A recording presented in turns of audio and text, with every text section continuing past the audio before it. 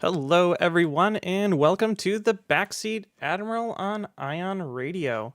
It has been a while, so while I let everyone in chat catch up, let me know if the audio is coming through. I haven't done this since last year. So, to everyone, Happy New Year and Happy Holidays. Hopefully, everything has gone well with your families and friends the last couple of weeks. So just going to wait to see if anyone can tell me if the audio is good, and then I'll keep going. Today is January 7th, 2024, first Backseat Admiral of the new year. And we're going to be going over Season 7, Episodes 4 through 6. Okay, thank you. Got some people in the chat, and sound is good. So hopefully everyone is doing well on this Sunday. Let's see if there's any news to cover. Ken is playing in the second of the Chicago qualifying events out in Games Plus today. I was originally going to go to that, and I was not able to. A lot of changes going on with me. I actually I got a new job, so I'm starting that tomorrow. That's why I'm not going out to a tournament that's going to last all day, because I have to wake up early to get to that and quit my last job. So my last day there was on Friday. So lots of big changes for me. This job is going to be a daytime job, which I've never worked a daytime job. I've always been night shift or completely off shift since I've been 18. So it's going to be a very big life change for me. And then Ken is also getting a promotion. So both of us are having a lot going on in our work lives. So we're keeping Ion Radio going. Season 7 is filmed and almost completely edited.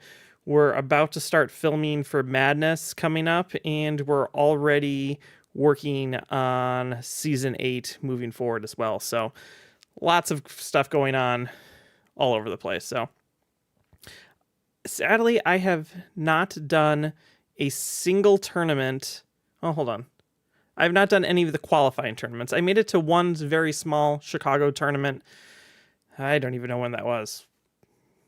After Worlds, before the qualifying kits actually came out. So I just, life has just been way too busy to try to get to tournaments. They're either always on my work weekend, and I work nights, so there's just no way that I was going to do that, or family plans. So I haven't been able to make it to any of the qualifying events. And am I going to do the last chance qualifier? That's a good question, and the answer to that will be revealed probably in another couple of weeks.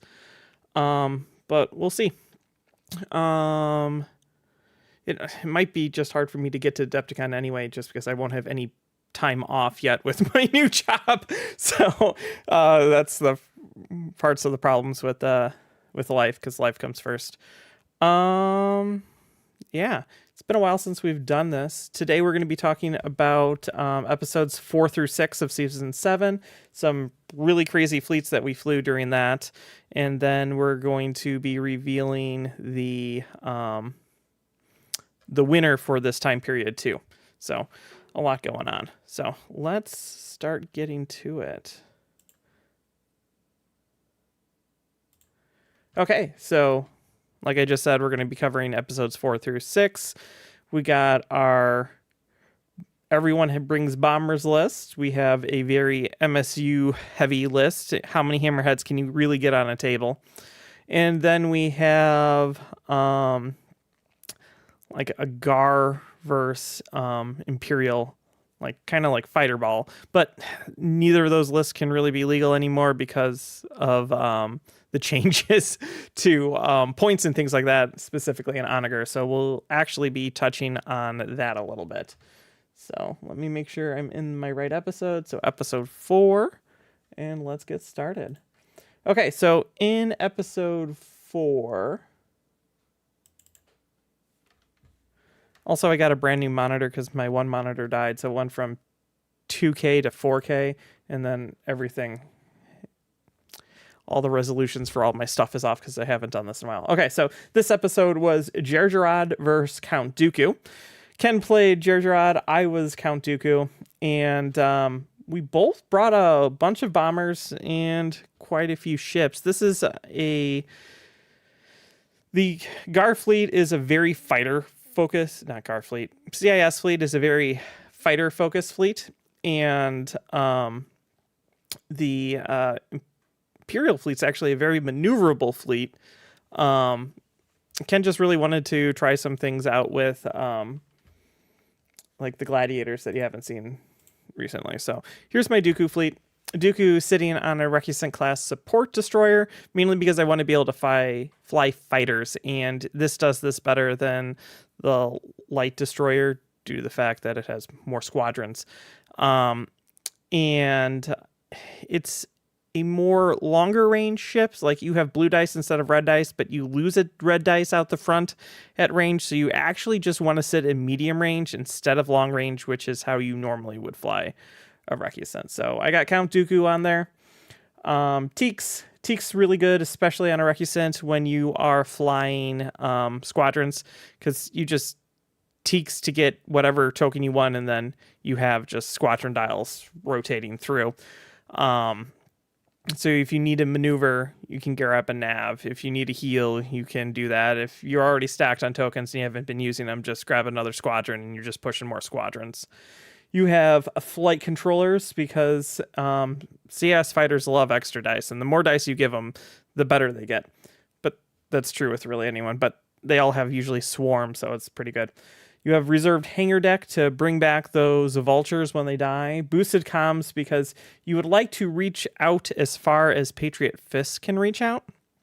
Link turbo lasers, it's pretty much staple to every single CIS fleet, and then Patriot's Fist because it's pretty much one of the best titles in the entire game. So this is how I built it.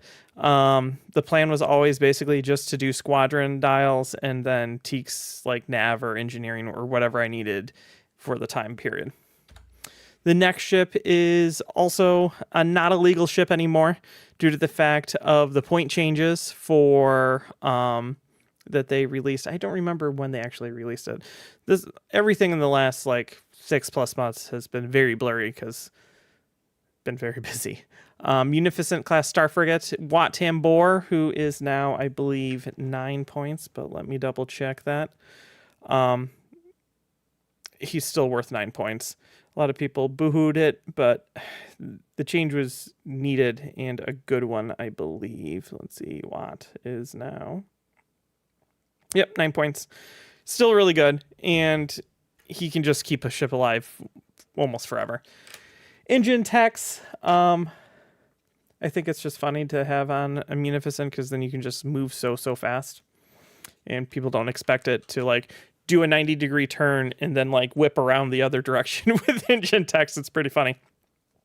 Thermal shields, you can pretty much negate an entire attack, and point defense ion cannons for re-rolling and keeping alive in close. Link turbo laser towers, I've already mentioned, it's pretty much stapled to every single CIS fleet. And then Sal Nalor, which is if you're going faster than speed 2, you can use a defense token and treat it as if it's evade. So at those longer ranges, especially if things are like obstructed or something like that, like your salvo token just becomes an evade token. And on top of thermal shields, like it just becomes very easy to keep the ship alive.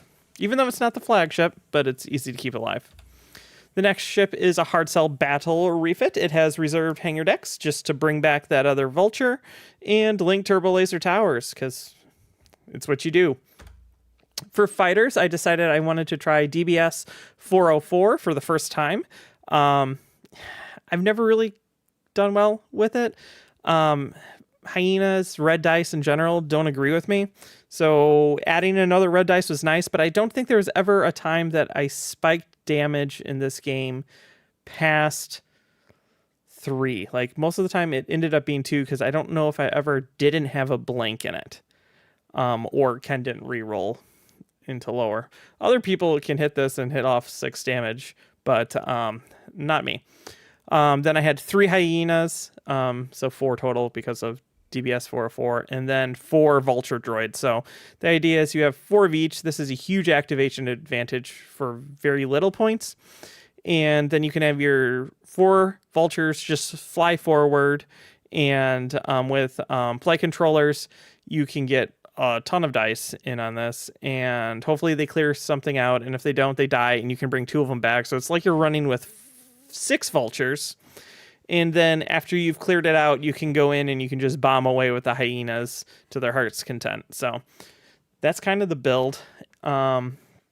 We would have to rework it due to the fact that Watan Bor went up by, I think, 4 points. So in this, I would probably just drop engine techs and go from there and maybe put something else into its slot. It's not necessarily needed. It was just more of a gimmicky fun thing to do for me, but I think that would be the major change that I would make just to make this list legal. We're talking about a lot of lists today that I've flown in this season that are now illegal. So that's going to be kind of a common theme as we move forward. So let's check out Ken's fleet now. Ken's fleet is a gladiator focus fleet. It is a decked out Victory.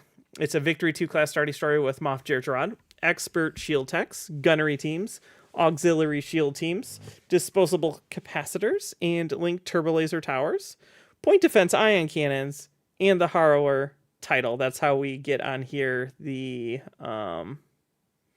auxiliary shield teams.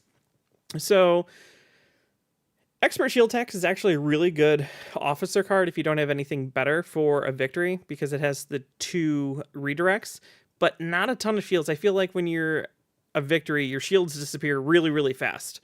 And the expert shield techs would help keep it alive.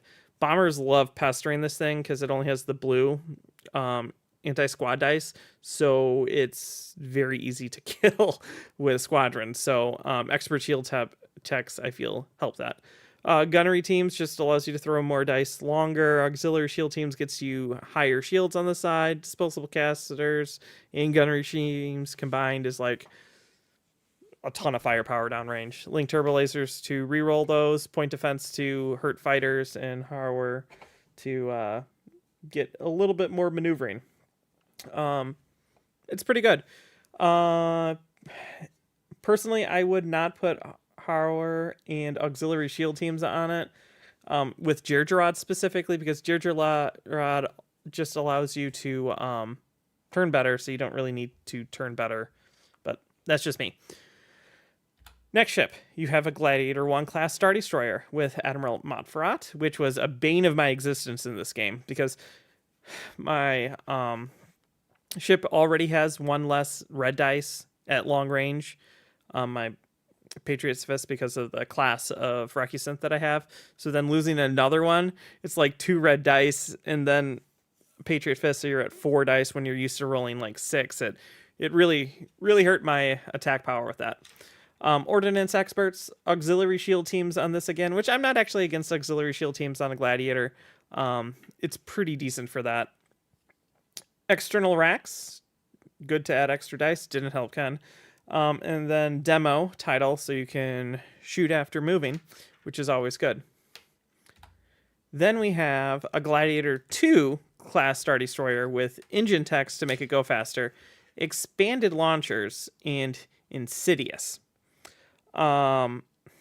Insidious is a very difficult title to pull off because while a Gladiator is speed 3 and you can make it speed 4, it's not the most maneuverable ship for like trying to sneak into someone's back, and with it being black dice, it's useless until you get behind someone, and they might be able to just turn the entire time to deny you those rear shots anyway. So I used to play with it a lot. This is this was right when Sloan came out, before they nerfed Lambdas, before they nerfed transports. I used to play with Insidious a lot, and I would just use it and fly around someone's back, but because of unlimited relay distance with like Lambdas, I would just do squadrons around like the back of the board until I came in behind someone, so I still had a use. Without that anymore, Insidious, this might be one of the first times I've seen it used in a long time, since probably that time period. Expanded launchers is just such an expensive card to put on a ship that you might not get use out of it. I can see Ken's idea in it is that he can fly it into you straight, or you let it get behind you because you don't want to face all of its stuff. But 13 points for 2 black dice when he got 0 black dice added because of it, because I don't think the ship ended up making a shot at all.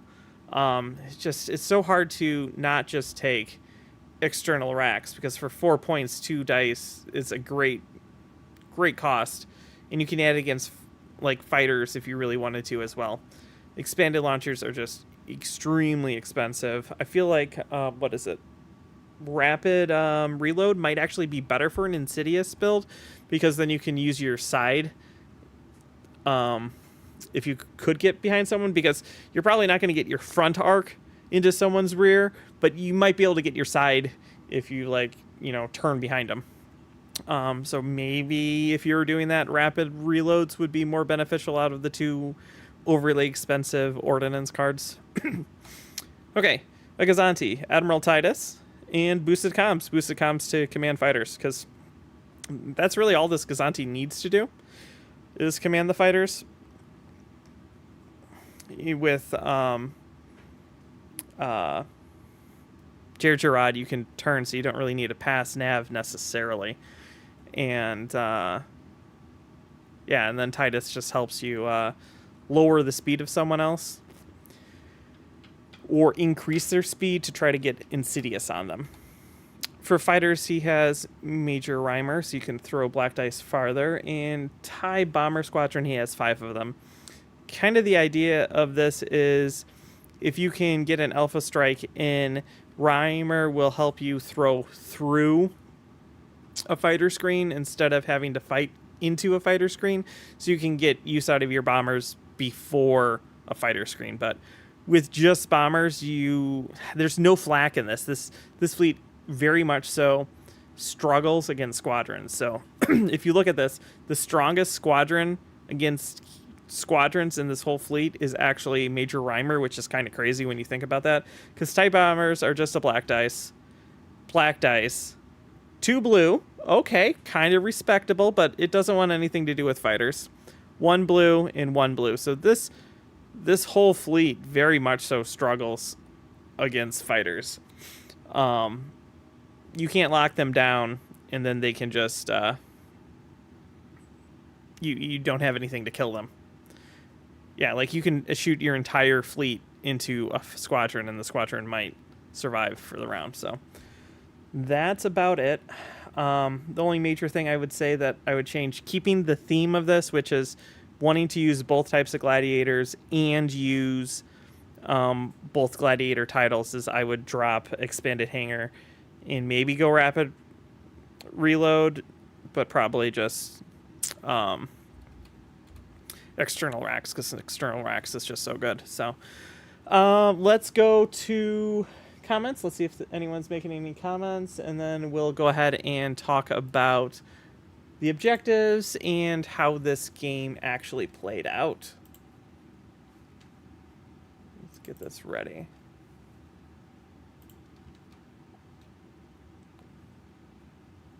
Okay. Hello, Ezekiel. Welcome. 4 vultures are fun. 8 fire control vultures are funnier. Might be overkill. Yeah, vultures. When vultures start hitting, if they're commanded, especially with flight controllers, they hit like a truck. Because then you just turn them into defenders. So you have a blue dice, black dice, plus your AI, black dice, plus a blue dice with flight controllers, plus swarm if you're in the tangle of it. Like, that's a TIE defender with a reroll, so that's technically better than a TIE defender, and it's super cheap, and you have to shoot it, and you have to kill it with 3 damage. So most fighters average like 2.5, so depending on how like your luck goes, they might not kill it and then have to attack it twice, while a defender, while it has 6 health, means that you can kill it with stronger dice, and the more dice that you have to like split attacks, a defender costing more, throwing at this point half the amount of dice, and you can just target it with all your squadrons compared to multiple things that you have to try to take out. Vultures are just, people overlook vultures, especially then when you're like, okay, you spent 2 attacks killing the vulture. Now I'm going to bring it back with reserved hanger, and you're going to have to spend another attack against it. They're really, really good. Oh, sorry. I'm hoping my voice carries through this whole thing. Another thing that kept me busy is I got the virus no one wants to talk about for the 3rd time in the beginning of December, and my voice still hasn't fully recovered from that. Okay, so objectives. Who even went first in this game? I think Ken did. So these are my objectives. Yes.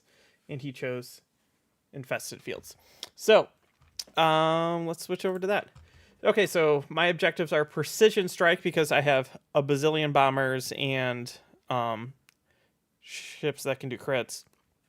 Abandoned mining facility because it's really funny to play abandoned mining facility with Watambor because you just get an insane amount of engineering points and it's hard to keep up with. And then infested fields, I can control my vultures, and if I can get extra things to hold you down, then my vultures can come in and attack you, and you might not be able to attack me because of me being able to use the Exergoths to toggle your squadrons, and then my hyenas can just fly over here while you're pinned down. That's kind of the idea of this fleet. And Ken chose infested fields, which I say is probably maybe not the best choice for his fleet, but it keeps me from farming really any points, which is good for him because we more than likely will just trade back and forth for the majority of the tokens from this objective. Other one, I would be scoring a ton of points with abandoned mining facility, and while he has a lot of bombers, he would have to get them actually through my fighter screen, and then my bombers would be better at probably dealing damage to trigger precision strikes. So I can get behind using infested fields. So here's the deployment. We both actually have a lot of deployments. So I have 1, 2, 3, 4, 5, 6, 7 to his 1, 2, 3, 4, 5, 6, 7. So we're even though he has an additional ship than me, but it's just a Gazanti. So basically I just dropped everything here. He spread stuff out. My idea is Patriot Fist comes in to the side. This kind of holds the line here, and then all the fighters I can move to where I need them near Patriot Fist later on. This is demo. I'd rather demo not be on the board, so that's why I put like Patriot Fist. Let's head on it. Victories, even with Jirjarad, still aren't that maneuverable. So with it starting back edge, going speed, full speed, unless it's engine teching, it's not going to be in range of anything till like turn 3. So if demo moves over here and I move fast with Patriot Fist, I should be a ship up before the victory really engages. And because I'm Dooku, I can control when gunnery teams goes off, or control like squadron activations. So then my squadrons have an advantage. So Dooku's actually a really good commander for doing specifically that, like seeing what your opponent's fleet is and hard countering it, which is also why like abandoned mining facility is such a bad idea against Dooku, because like turn 1 here I get engineering tokens and you can have engineering raid, have fun clearing that your first turn, I'll score points. And then you clear it the first turn, and then I'm like, do I want to let him score, or do I like play with his head? We'll give him another engineering raid. And then you give him another engineering raid, and now you've taken like 2 turns, and then you've watched him board a dust cloud away, so now you're near the middle. So you've now have 2 huge turns of scoring while they have 0. And now we're in the middle playing the game, and you have to decide, am I like still trying to clear this engineering raid and then trying to contest, Watan Bor just farming the middle objective, and then I hit you with a squadron. So then you're like, no points, no points, no squads. When we actually engage, it's a really good mix. So into the movement, we see Patriot Fist and Demo going after each other. Demo always being a obstructed because of the commander if it's going speed 3. Super annoying. And then Insidious moving this way. You can see that I've kept my fighters all here, but they're in range of both of my ships that I would really want to be using fighter command. The hard cell's just here as kind of a gunboat, just as an activation. Like, I have a choice between, do I want a hard cell or do I want like 2 Gazantes? And the answer is I want a hard cell because it can actually throw dice. But this is kind of what I'm saying. Like, see how where this victory is? We're completely out of range. So if I stay slow now here, I'm going to be out of range of this victory. And that's like a whole nother turn that the victory with all of its firepower is completely out of the game, that I can gang up on Ken's smaller ships and hopefully knock some of them out before the victory comes in. And that's kind of what you see now. We've danced our way into this position. Demo is still alive, and this is the really sad attack that Ken made. I think he rolled the normal side shot, so 4 black plus 2 more black plus, I don't think he had a con fire because I blocked the con fire with raid, so that's 6 blue dice with a reroll. And then I had him reroll a damage, and it was like 1 damage. So like 6 black dice, 1 damage. It's like, okay, well, that was my big thing I was going to do. I guess I'll die now. There's just really no coming back from that type of what should be a damage spike into a ship to really damage it. And then you're like, okay, I guess I won't spend defense tokens because you didn't do any damage. So I felt for him there. That sucked. All of my bombers have moved over here to engage Insidious. My DBS 404 has decided to join Patriot Fist in harassing the Demo. And then my vultures have kind of spread out to pin Ken's fighters where they are, in keeping them in range of what the extra girls are. So then the extra girls can actually do the damage, and then the vultures are just there pinning them there. That's kind of what my strategy was most of this game. This next turn that we're going to flip to, we're going to see a lot of ships die. I think the Hammerhead dies, Insidious dies, and Demo dies all at once. So, oh, the Hammerhead survived on 1 health, so it's just sitting here taunting the victory now. All the other ships exploded. I had some pretty good dice luck against killing Insidious, and then Demo was just in a sad position with being able to be bombed and then Patriot Fisted, and I think there was a double arc like with the Munificent. Like, it just kind of exploded right where it was. And then at this point, it's like this victory is stuck here in the Bomber Swarm, and Patriot Fist and this Munificent are going to just come in and clean it up. And that's what we see for the rest of the game. So this is one of those things, like, every now and then you make a matchup and then you play the matchup and you're like, this did not go as I planned. I would have chosen probably to go second as Ken's fleet because I wouldn't want to play a Dooku. Actually, I don't even know what the bid was. This is one of the problems of going. Yeah, he had bid. So, like, final score, table plus 45, and he killed a hyena and a hard cell for 103. Even though, like, none of these things have, like, a lot of health, it's just so hard to kill fighters with basically no dice. Like, there's no anti-squadron in this fleet. So, even, like, a Ruthless on one of the Gladiators, like the Glad 2, maybe that's what I would recommend. Maybe Ruthless on the Glad 2, because then you could fly in double blue flak with your Gladiator 2 and then Ruthless your TIE bombers. That would be pretty decent to do some decent damage. Maybe that will be what I would suggest to change for Ken's fleet. I love Ruthless Strategist though, so anytime I can put Ruthless Strategist in, I'll try to do that. So, yeah, it was kind of a blowout game.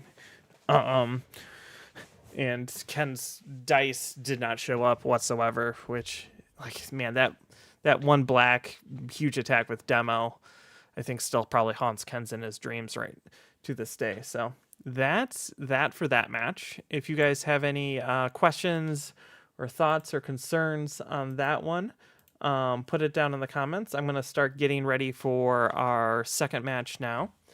And I'll answer some stuff in chat if you have any questions.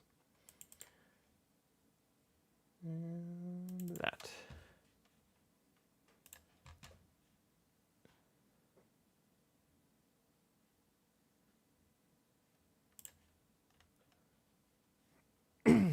Okay. It doesn't look like there's anything else in chat right now, but again, if you guys want to ask any questions or make a comment, just go ahead and put it down there and I will take a look. So, our second match is the Battle of the Worst Commanders. Palpatine versus Constantine. And then on top of that, we took things that weren't even good to begin with. This was a fun one. We knew who we were facing to begin with, and I literally told Ken, like, make a terrible fleet and I'll make a terrible fleet, and then we'll fly ridiculous fleets against each other, which is weird because we both decided to go with Architens and like rogue squadrons, which is kind of funny. And then both these commanders are terrible and the things that we brought are terrible. So let's get right into it. I am playing Constantine, so I brought him on an interdictor. So Constantine is sitting on an interdictor with Grav Shift Reroute, which is place a token, and then you can move obstacles. Targeting Scramblers, so you can try staying alive. SW7, just because it's fun, because you just throw your dice out the front, and if the red's a hit, then everything's a damage, so that's 4 damage. Or if you specifically need an accuracy, you can still spend it, but like most of the time, just leaving all of your accuracies as damage is the way to go. Especially because you just assume that the red's not going to hit, and then it's 3 damage. So braces are pretty useless. And then even like re-rolling it is pretty useless. Like, what do? You re-roll a blue die, it's still a guaranteed hit.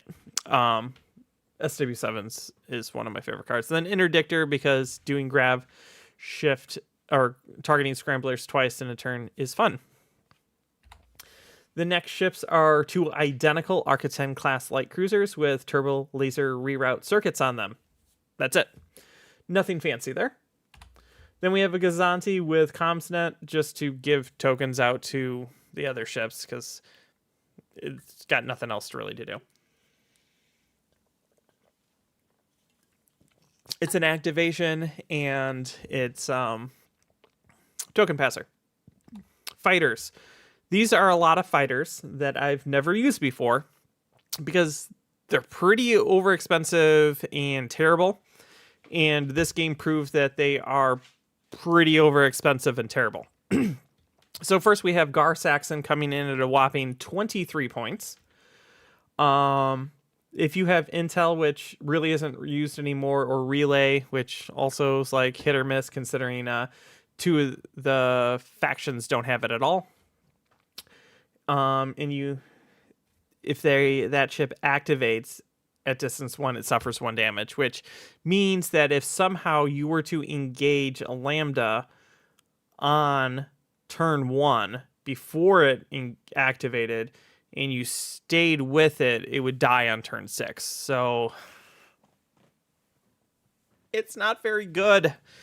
But it can't be like, taken away or anything. So I guess like this would mess up like Jan Ors, but the problem is like you have to keep Gar Saxon alive next to Jan Ors for 4 turns, which is going to be difficult. For dice, it's pretty terrible. He is a 2 blue, red anti-squadron fighter with no rerolls. So that's like an average of 1 damage. And then for his anti-ship, he has a blue and a black, which isn't bad when you think about it. Not bomber, so that's down to, again, it's like 1.25 damage per turn. And then he has assault, which is super exciting. So you get rid of that 1 damage per turn that he does. So he does then, if you use assault, an average of 0.25 damage to ships per turn for 23 points. But hey, your mileage may vary. He's just way too expensive and terrible at what he does. Speaking of terrible and stuff, let's look at the Mandalorian Gauntlet Fighter now. It's worth 20 points. It has pretty much the same really, really terrible dice. It's 2 blues and a red. No reroll. So that means, again, you're doing like no damage. And then its anti-ship is 2 blue, not bomber. So you're doing only, on average, 1 point of damage. And then you're going to take that 1 point of damage and use it for assault. So it does a grand total of 0 damage against ships if you use assault. So now you can start to see, like, that's 20 points to do 0 points of damage. And it can't fight through fighters. And it really can't damage ships. This is really bad. This is just these fighters are bad. I actually think the fighters in this are worse than the commanders. Like, it wasn't intended that way, but like, they're bad. Even like just taking one of them, it's just so many points. It's like 1/6 of your entire fighter complement is dedicated to this, and it's probably going to contribute nothing over the course of the entire game. So the only good gauntlet fighter is Fen Rao for the Rebels. So maybe we could see in Rapid Reinforcement like 3, 4, or 5, some gauntlet changes so that they're useful. So that's the fleet. Would I change anything in this fleet? Yes, all of the gauntlet fighters. But like, that's not the point of making a terrible fleet. But if I was going to make someone else a terrible fleet, I think I would put gauntlet fighters in it, because it just eats up a ton of points really fast for like nothing. Okay, so now we're going to go to Ken's terrible fleet, which his terrible fleet's actually better than my terrible fleet. Mainly because I have a lot of gauntlets and they're negative. They should be negative points. So he has an Imperial 2 class Star Destroyer with the Emperor Palpatine on it with gunnery teams, because it's an ISD.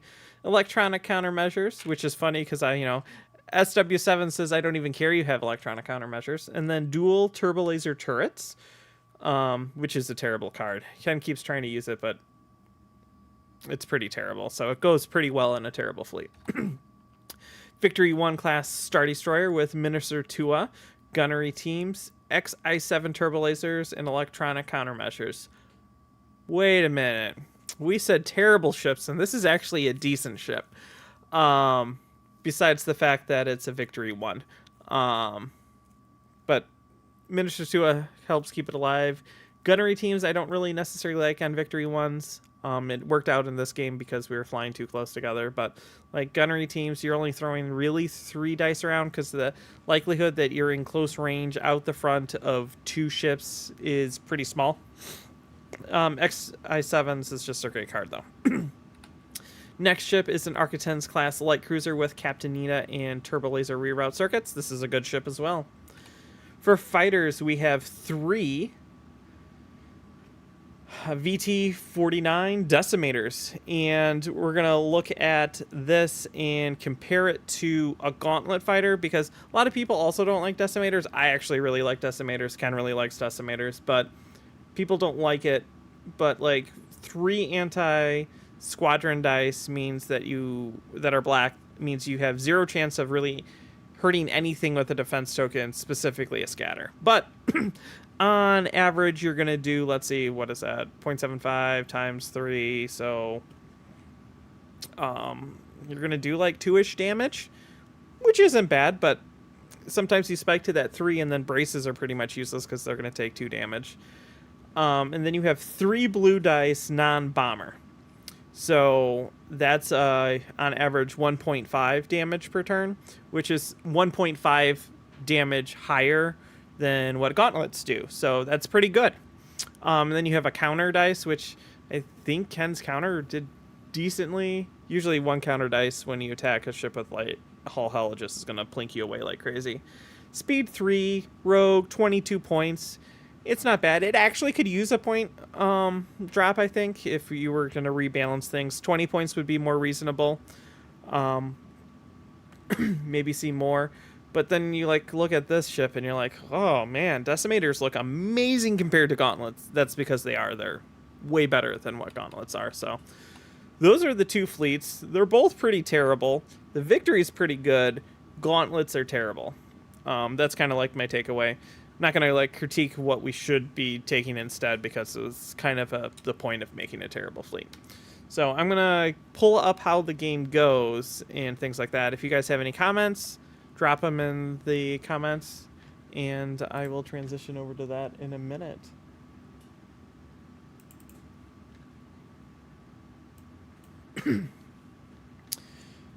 I'm going to butcher your name, and Persianwitz, I believe is how it is. How are you doing? Welcome to the stream.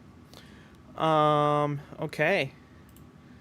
Here we go. So for objectives, I'm going second, so Ken had to choose from mine. Most wanted, which is just kind of funny because adding dice to SW7s is fun. And then I have a Gazanti to drop it on, and Architens with extra dice are good. Contested outposts means I can just pull that outpost right into my interdictor at the very beginning of the game and sit on it. And volatile deposit means I can sit close to wherever the asteroids are, collect points, put dust debris fields in the way to score lots of points. So Ken chose volatile deposits with the idea that he was going to be able to race across the table to try to kill whatever I had sitting there, any Gazanti. So that's what he went with. So it's not a bad choice. Let's go to the game.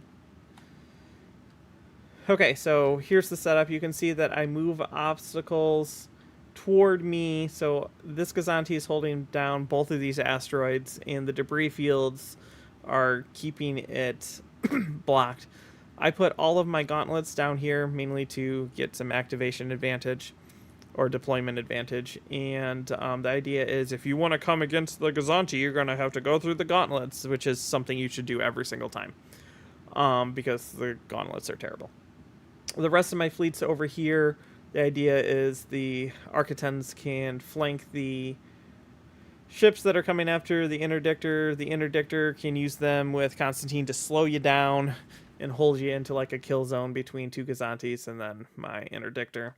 Ken is set up over here. He has decimators spread out. His victory, his Imperial, and his Architen. And his idea is just to pinch me. And the pinching worked great. After the first turn, I kind of engaged his decimators and with my gauntlets, and they did like no damage. Let me see what it is. Where is that slide? Ken turn 2. I kill one gauntlet, and actually it should have been into turn 1. So in turn 1, I almost killed a gauntlet. Not quite killed a gauntlet. Or sorry, a decimator. But I almost did. The next turn, I managed to take one out. So I'm sitting in a perilous position with this guy. He is just outside of range at both of these. So when this guy moves, he's going to be able to be blasted by both of these. This is going to come back and haunt me. This guy is going to try to go around the side, just like this Architen is. This guy is just sitting speed 0. Nothing at this point can damage him, and he's just collecting points. So I was hoping to get my interdictor closer to this as Ken's ships fly by, and then I'll collect this as I go. Did not work out that way, but we shall see. Next turn, still sitting speed 0. I decided because I could just pin his decimators down. Let's try to use assault. Like, that's why I brought him. Let's try it. I was able to get some assault on his ships, but that's all they did. Like, because we just talked about it's going to do an average of 1.25 damage per turn, and then you're going to remove one of those full damages for assault, meaning you're left with maybe 0.25 damage. So round that to closest. So that's 0 damage on your attacks, which really doesn't help you. This is not where this Architon wants to be.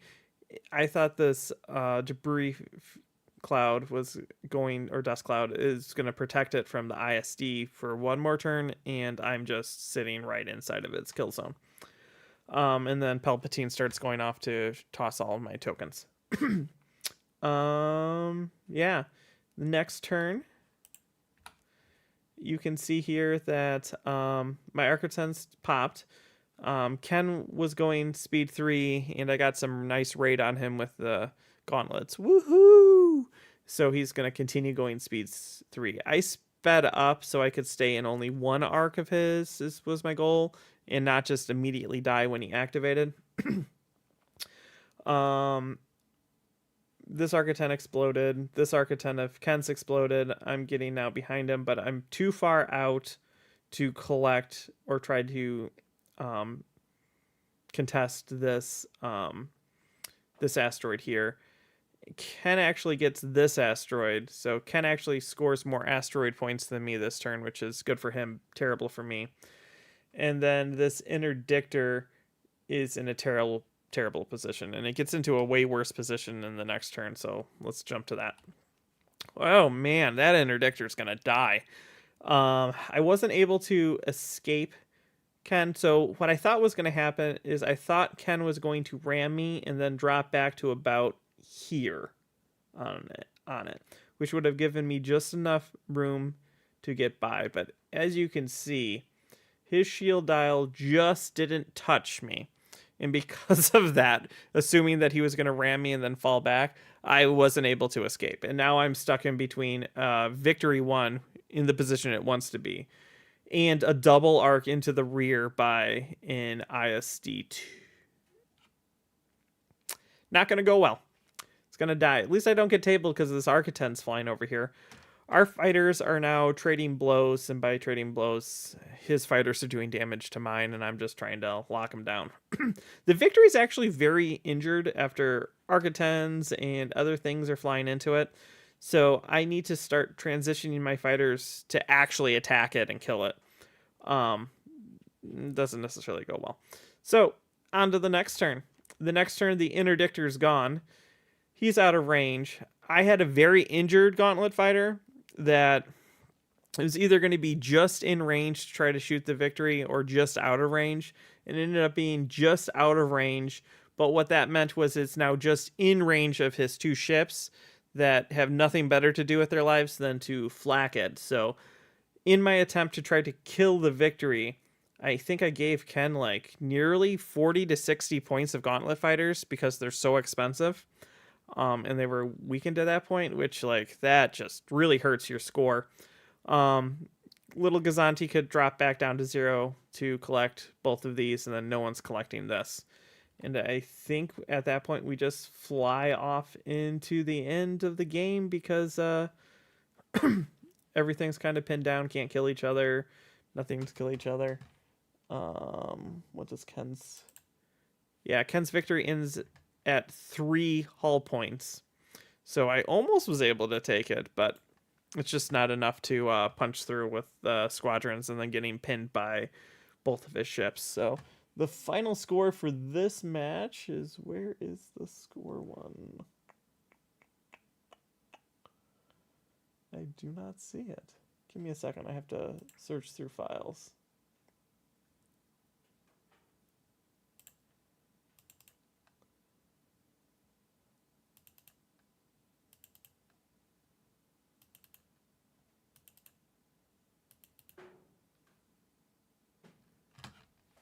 That's not it either.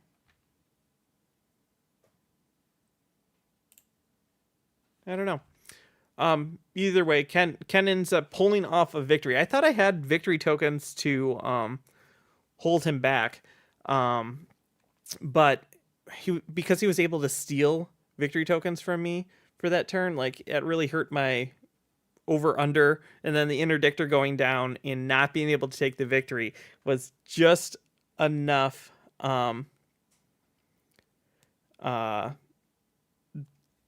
just enough points to eke me out. It was a really close game of two terrible commanders.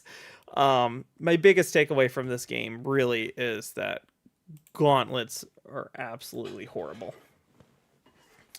There's one more place I can check to see if it is. Give me a sec.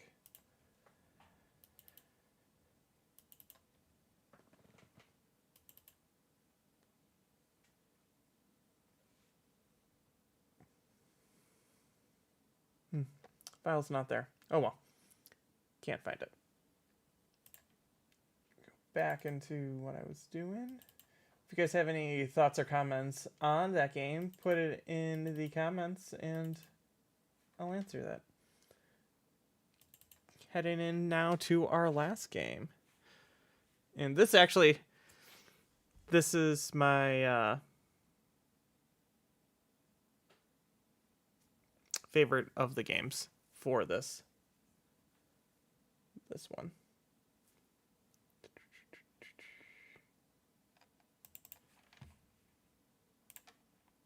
Nothing sized right with the new monitor. Cool. Okay, let's see. John Speed Zero's Ken Structural. I don't know if I've seen Ken go to 0 before. Ken has rarely gone to 0.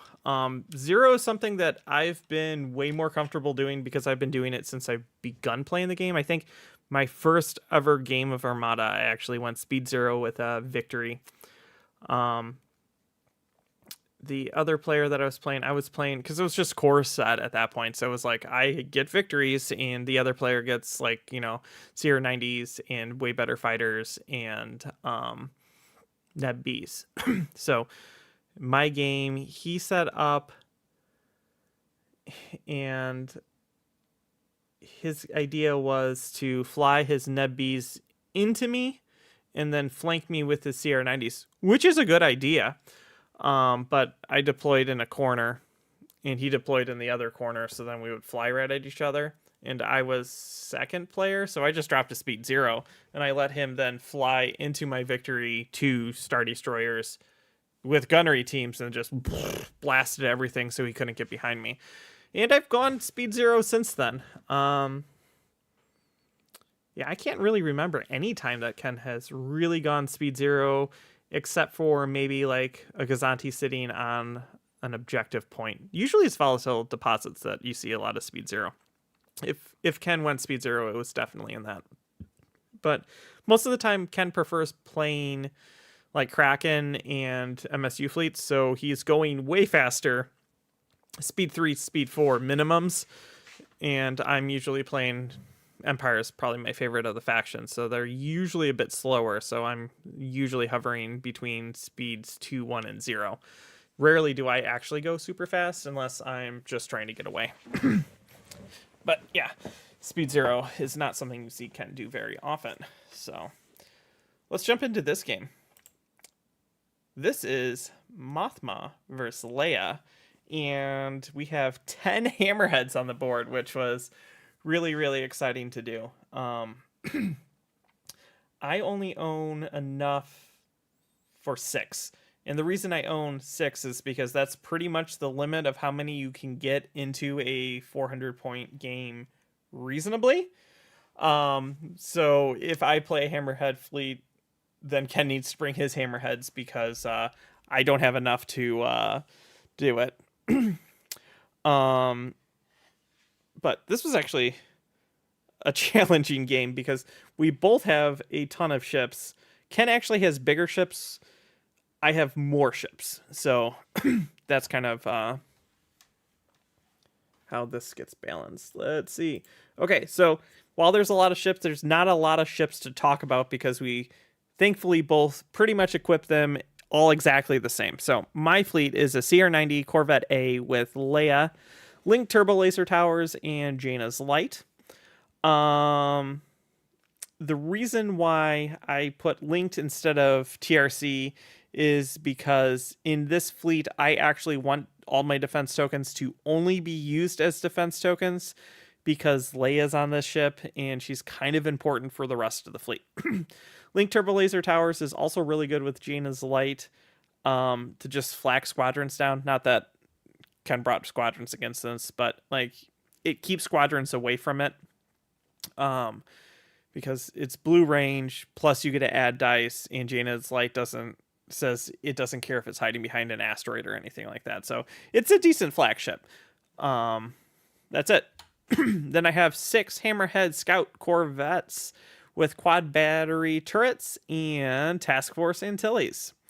And the reason why I brought this is with quad battery turrets, it's only 5 points, so it's easier to fit more of these things into the game.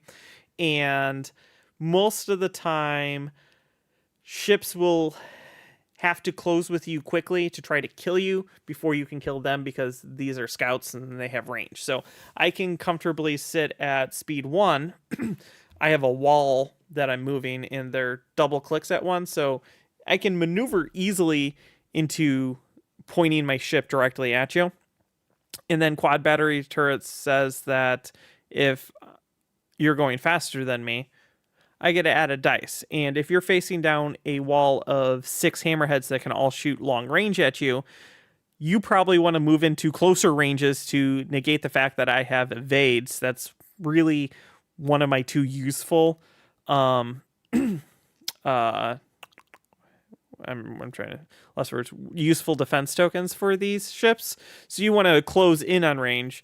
And I'm fine with you doing that because I'll get extra dice on you. So out the front, 2 reds, a blue, add a blue because of quads, add another dice because of Confire, because, you know, that's what you're doing. So you're up to 5 dice with a reroll because I Confired and I'm using Leia. That's pretty good. That's pretty respectable.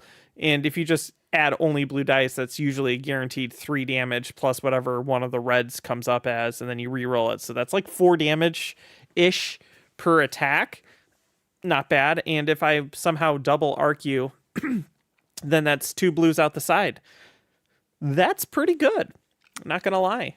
And then Task Force Antilles is the one that you can suffer damage for a ship on a different hull zone, so your rear hull zone. So if you're facing all 6 of these and you shoot at one at long range, hopefully I can discard my evade, cancel 2, redirect one of them to a different ship, and then I take 1 shield on the front. Like, that's a pretty good trade-off. So they're way more survivable than they look up front. So that's it. Besides, I have a transport to fill out points because I didn't have enough points to fit another hammerhead, and then I really didn't want to bring squadrons. So GR75 medium transport with Ahsoka, because then I can change tokens. And you're like, but you're Leia, so you shouldn't be using tokens. And I'm like, yeah, but sometimes you just want tokens to be able to do things not Leia wise, because sometimes changing speed really matters. And then you have CommsNet, and you can then throw out tokens to ships as well. And then Bright Hope, because the ship's now really annoying to take out as well. That's it. What I would change in this fleet, nothing. Like, there's so few cards involved in this fleet that there's really nothing to do. You could drop Ahsoka for a 2-point bid, but like, it really doesn't matter because you don't care if you're going first or second because you have like 7 ships. Okay, let's jump over to Ken's. Ken is Mon Mothma, and Mon Mothma now is when a friendly ship resolves an evade token, it can cancel 1 dice at medium range and reroll 1 additional dice at close range or distance 1. So evades are more powerful, and you can cancel more dice. So this actually starts negating what I'm trying to do because he has the same idea. And now neither of us are able to discard really our evades against each other's ship because everything's small ships. So she's sitting on an Assault Frigate Mark IIA and has Caitlin and Sholin, which is a pretty good card for this because you're probably only throwing red dice out your side, so you get to reroll them. Early warning system, which actually super hurts me because I don't want to be obstructed. And then XI7, so whatever damage Caitlin and Sholin get, it's going to be hitting through, which is fine because I have no shields. So in this match, it didn't matter, but against other bigger ships, it will actually matter. Then he has an MC-70 or MC-30 torpedo frigate with Chart Officer, which I've actually used on the channel when I think it was last season. Someone gave me a bunch of ships with Chart Officer, and then I used every single one of them because I kept landing on asteroids, so I can respect that. Advanced projectors, Ken prefers that over the titles, because then you can use all of the shields on the ship instead of being able to focus down one, and then you usually have like 3 shields sitting on the other side. Assault proton torpedoes and heavy turbo laser turrets. The idea with this ship is against bigger ships, you just move in and then you can do a ton of damage with black dice, and heavy turbo laser turret says basically your brace is useless if you want to redirect. So I don't like the card. I really think this ship with black dice needs ordnance experts. Like, it needs ordnance experts really bad because dice sometimes don't go your way. But if you're running a black dice ship, you need ordnance experts. But he already used like all the ordnance expert cards that are in our binders on the next 4 ships, which he has Hammerhead torpedo corvettes, ordnance experts, external racks, and again task force Antilles, which is exactly the same reason I have it on mine, so they can survive longer. Especially with Mothma, like at medium range, you can cancel dice, and then task force can divert that damage. So for me, staying alive works well at long range. For Ken, it works really well at medium and long range, so the kind of defensive advantage goes to him for that. He can throw tons and tons of damage, though, with ordnance experts and external racks, and he can do that out of his sides even with the 1 black dice. So each one of these ships can spike damage really fast. Both of our fleets actually would really want to face fleets that are large ships. Man, we would chew through large ships so fast. And I think off camera, we talked about this all the time. Give me 1 sec. My voice is starting to go. Like, we would talk about, like, if we weren't facing MSU versus MSU, I'm like, I would kill a whole Star Destroyer in, like, 1 turn. And Ken's like, I think I could kill a Star Destroyer in 1 turn as well. And because that's what our fleets would do well against. So it was kind of fun. I think that's it for ships. Yeah, it's a lot of ships, but not a lot of ship builds. So I'm going to look at comments. I'm going to get ready to talk about the game and how it went, because this game was it had a lot going on in it. So if you have any comments about MSU or these fleets or any of the other fleets, just let me know.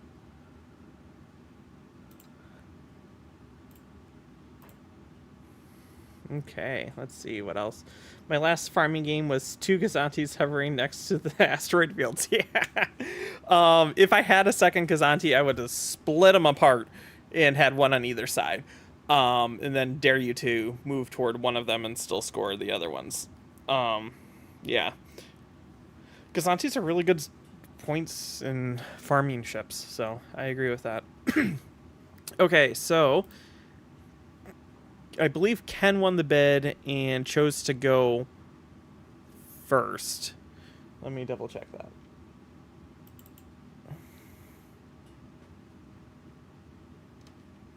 No, I won the bid, chose to go second.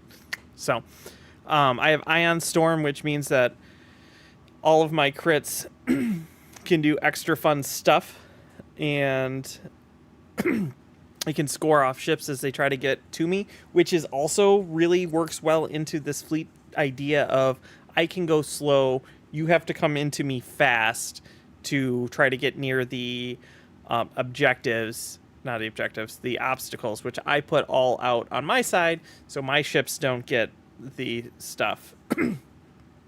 So, cool. He's not going to choose that. I 100% guarantee he wasn't going to choose that. Capture the VIP means that I can use my Corvette or my transport to collect the VIP and fly away and get 50 points.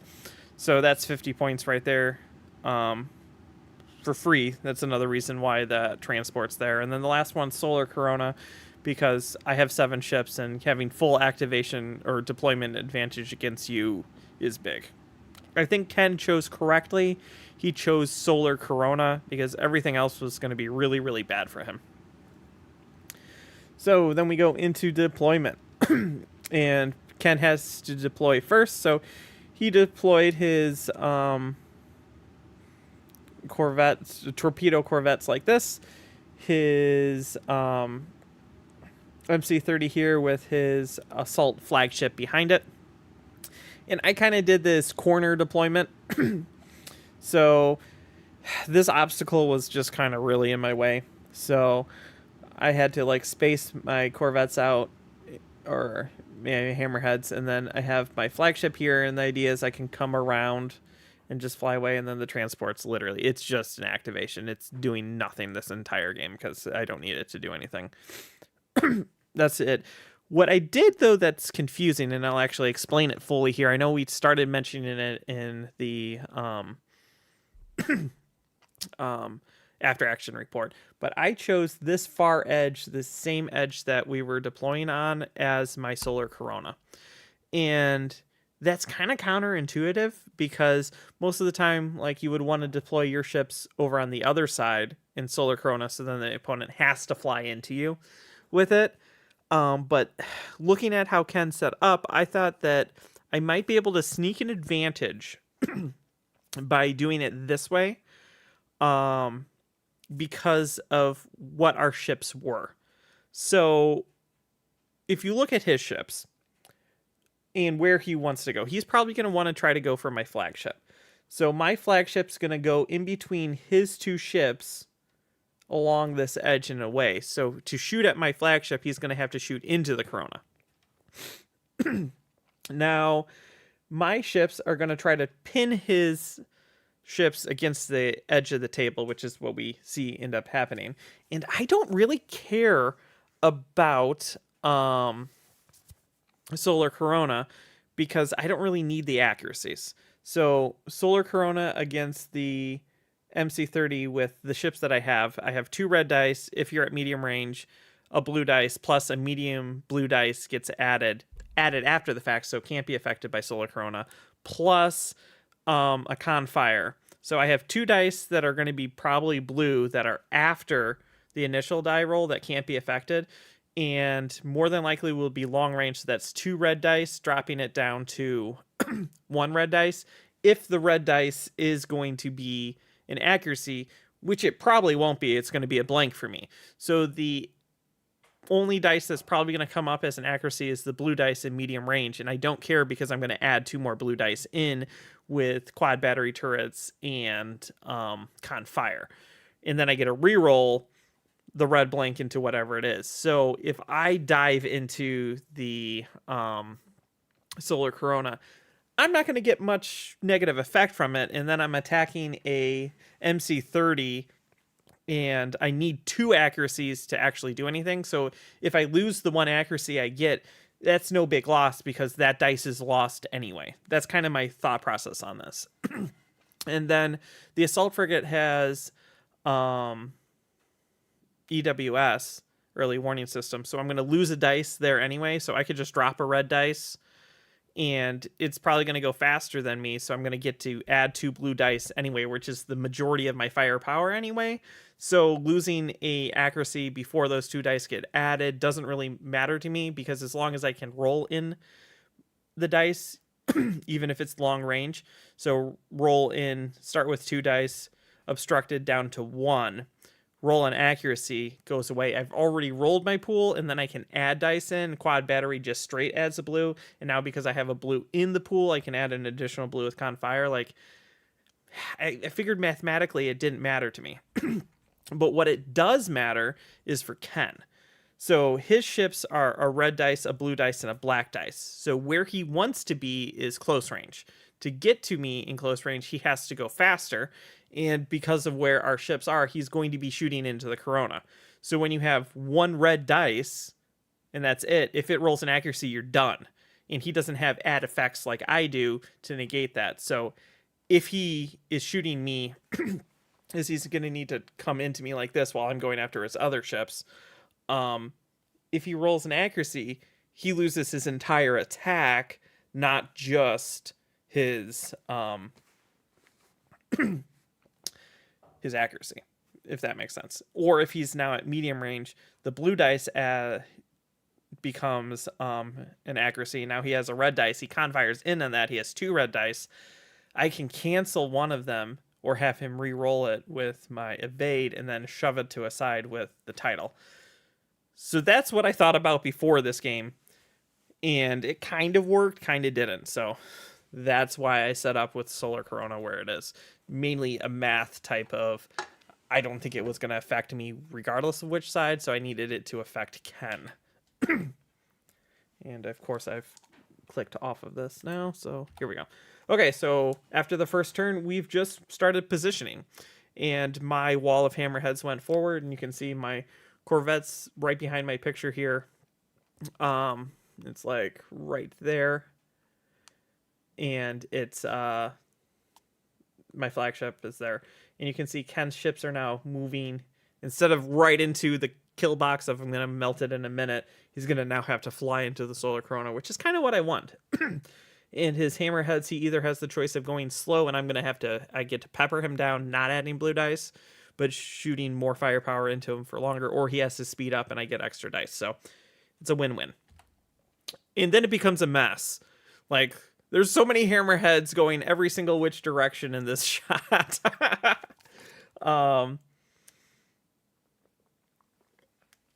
I've pretty much gone full in on his MC30.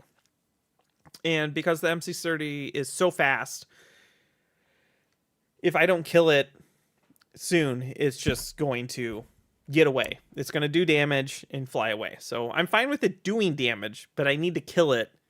Otherwise, I'm just letting Ken keep free points on the table.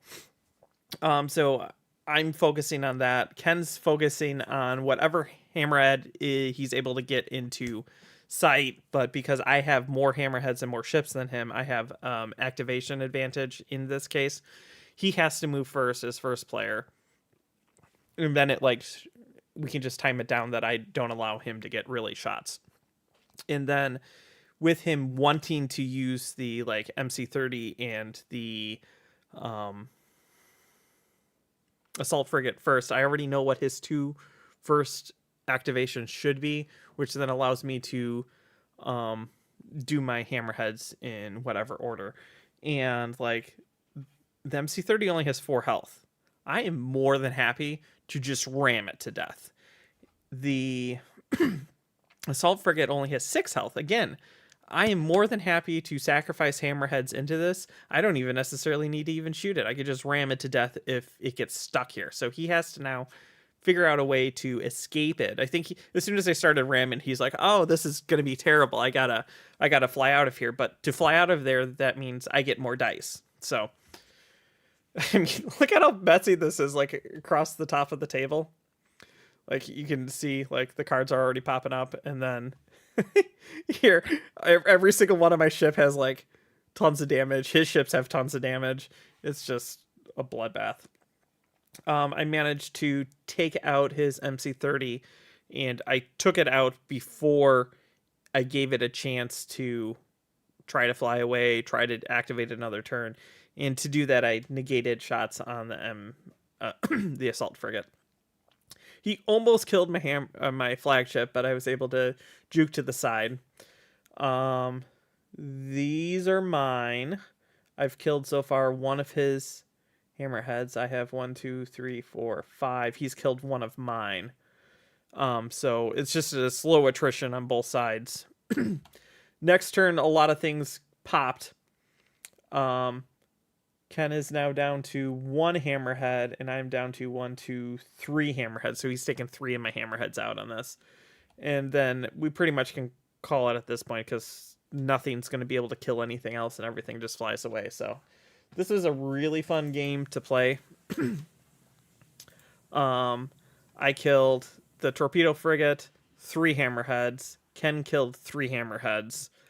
And so we killed 2 boxes worth of hammerheads in this game. So final score 147 for Ken and 222 points for me. So it's a really close game. It really came down to me killing the MC30 to win this game. It could have been a 5-6 if Ken was able to kill the GR75 near the end, but it survived. It could just toss its scatter. So that's the games. Out of the 3 that we talked about, I think my favorite of them is definitely the one we just talked about, which is the MSU battle. That one was a lot of fun. Just how many times do you see that many hammerheads on the table? So I'm going to look at the comments, and then we're going to go ahead and announce the winner of our Sumna kit for this round of episodes. So let's see. I believe that's Vassal World Cup pod is 2 Recusents, and I can't read it because it has this silly... Give me a second, let me change the screen size. Nope. It has like an emoji thing now on YouTube there, and I can't read the last words anymore because it blocks it. Different MSU builds. Let's see. Maybe... Yeah, that's really annoying. It's hard. Thanks, YouTube. You just messed it up. Nope, can't even click on it. Cool. It's hard to read comments when YouTube puts icons that covers all of them. So that's pretty much it for comments. Let's now announce our winner. It is Hawkwing3, and he says, that was a fun one to watch. Seems like Ken needs a bit more fighter help, though. I believe this was probably posted on the episode that... was the bombers versus each other, because he had TIE bombers. This is basically what I said was one of the... Oh, thank you for bumping it up one. It has 3 different MSU fleets. Oh, that's not fun to face. Two Recusents and 3 different MSU fleets. That's like a nightmare of a pod. I don't like facing MSU. It just takes so long. But congratulations to Hawkwing3. Contact Ken. You can contact us. Our email is in our description, like in our contacting us, or comment on it, and Ken will get in contact with you to get you that Sumna kit. So congrats. If you guys have anything else you want to talk about, I am open to talking about it for a bit. We are in full swing for, I said, season 7 again. It's already all done. We're just finishing the editing for it. We just released a video on Friday, and that's a really fun one.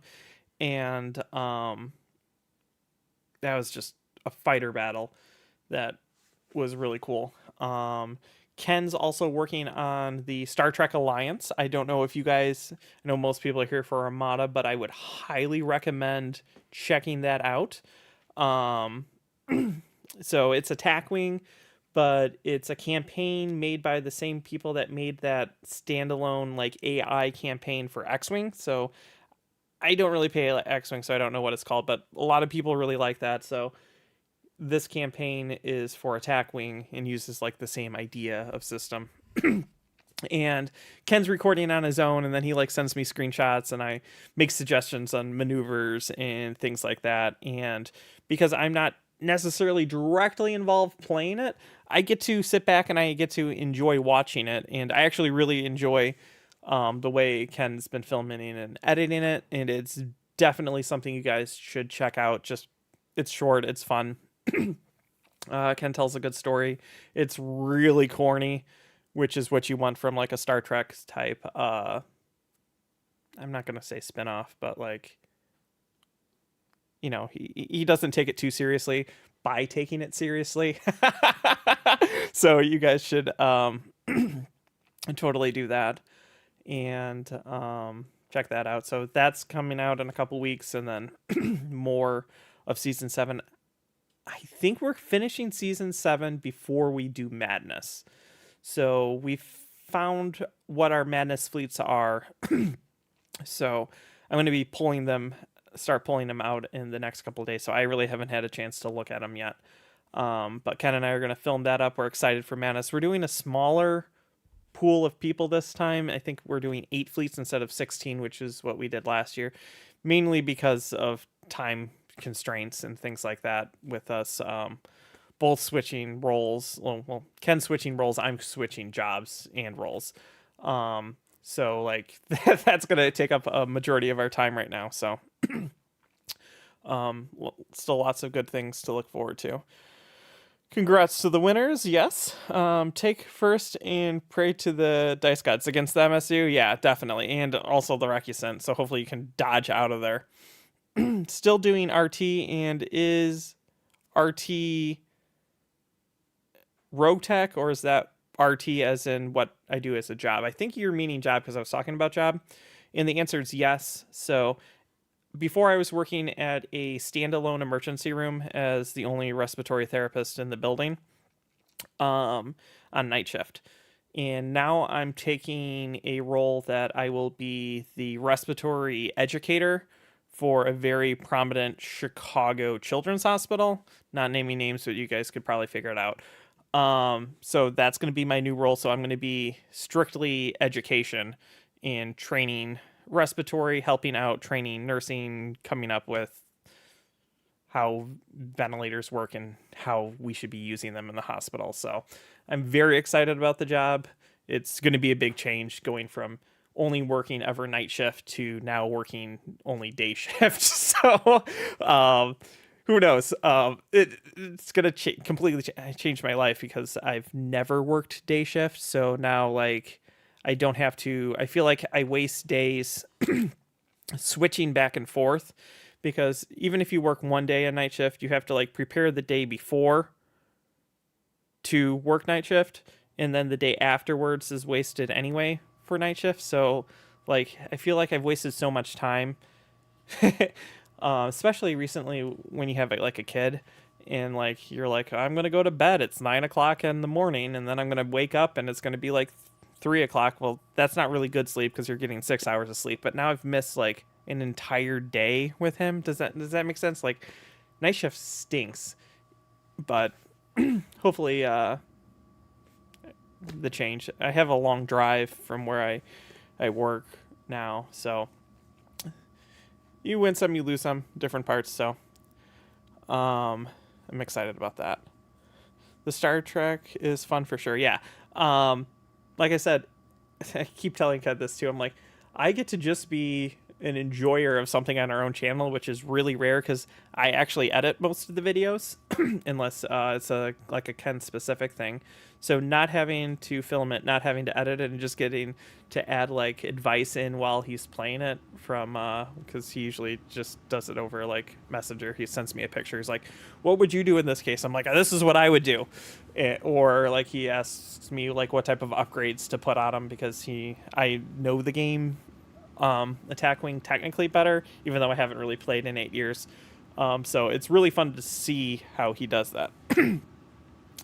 Welcome to Daywalker. I know, it's crazy.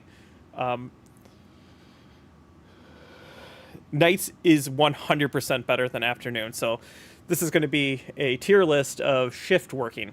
So usually you have day shifts, so first 8 hours. So in healthcare, that's usually like 7 o'clock to 3 o'clock, day shift. And then you have PM shift, which is 3 o'clock to 11 o'clock at night. And then you have night shift, which is 11 o'clock to, again, 7 o'clock. So most healthcare work 12 hours, so 7 to 7 or 7 to 7. And if I had to choose one shift to never work, it would be PMs. PMs is the absolute worst shift, I think, to work. More so than night shift and more so from day shift, just because PMs is there during like the busiest times, specifically for respiratory, because you have like the back half of everything coming in post surgery after 3 o'clock, and then you have your busy giving all of your treatments to people for their twice a day type stuff, plus your normal treatments for like that 7 to 8 o'clock in the evening time period. And then before you can go home, you have to talk to everyone and get them on their CPAPs and BiPAP machines and things like that. And then you have to give report to night shift who just came in, and then you leave. And then you go home, and you're going to get home, and you're going to get home now in the new day, so probably closer to like 1 o'clock. And you've just been running, so maybe you eat something, and then you have to calm down and relax, and now it's like 3 in the morning, and you finally go to bed, and then you have to wake up again at like 9 o'clock to, early mid-afternoon, so there's not enough time to do anything with your day, but you're up during the day, and then you go back to work and you do it again. It's absolutely terrible compared to like if you're day shift, you can do things after you get off work, or if you're night shift, you can wake up early, do things, go to work, or stay up late and do things. Like PMs, though, you are really busy, and on top of that, you might as well just work night shift because you're going to get home and you're going to want to try to do things anyway. The few times that I've done PMs is I hated it. Hate it. So I 100% agree with nights is better than PMs. It's just a terrible shift. But that's my opinion. So it's going to be a lot of learning, just time-wise, because right now what I have been doing my editing, I do it on my nights I switch to night shift. So like the night before working a stretch of night shift, I'll wake up at like 2 o'clock in the morning or something like that to adjust my sleep schedule back to sleep during the day and night shift. And I'll usually, because no one's up at that time, so I'll get like a good like 3-4 hours of editing in if I wanted to. So I'll have to figure out now where I can edit. I'll probably have to switch over to more how Ken does, and he just does like 30 minutes to an hour of editing every day when he's trying to get a video done, than me just sitting down and blasting through an entire video all at once. So I'm excited for it. So cool. I think we're gonna call it there. It was a lot of fun doing this. With being sick and switching jobs and everything and holidays, it was really hard to do Backseat all the time. So maybe with the new schedule, we do Backseat more than once every 2-ish months, which I think would be fun. So thanks everyone for tuning in. We're excited for this new year. And hopefully everyone's having fun over at that Games Plus tournament in the Chicagoland area, and you guys catch this later. Until next time, I'm John. This is the Backseat Admiral, and you've been watching Ion Radio.